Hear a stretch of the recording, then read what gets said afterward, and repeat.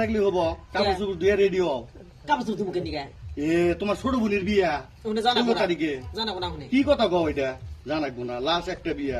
মনে করি বড় একটা জিনিস জানাবো, ছোট বোন জামাই বড় বোন জামাই কত দামি দামি জিনিস দিতেছে, আমরা দিয়ে হারমো। হ্যাঁ শুনছি আমি, একজনে সুকেস দিব, একজনে গুডরেজ দিব, আর একজনে সোফা দিব, আমিও একটা খাট দিব।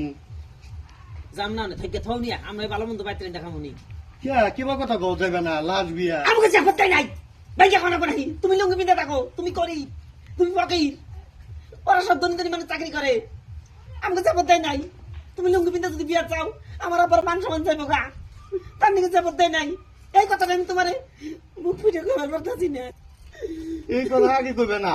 নিজের বাপের কথা, বাপের বাড়ির বদনাম কোন হিসেবে আমি তোমারে কমু যে আমার বাপে আমাকে চাপতে নাই। লুঙ্গি বিন্দা থাকি দে, আমার কোনো সম্মানই নাই। না, যেদিন তোমার মাথা তেল হবো, যেদিন তুমি অগমত বড় লোক হয়ে যাবা, যেদিন এই যে পেটের উপরে বেল মারা হারবা, চশমা পিন্ধে উপর দিয়ে চাইতে হারবা, সেদিন সম্মান থাকবো। আজকাল চশমার উপরে চায় না দিলে সম্মান নাই, পেটের উপরে বেল না মারলে সম্মান নাই, পেট বড় না হলে সম্মান নাই। আমরা গরিব দে, আমার অবহেলা করে না।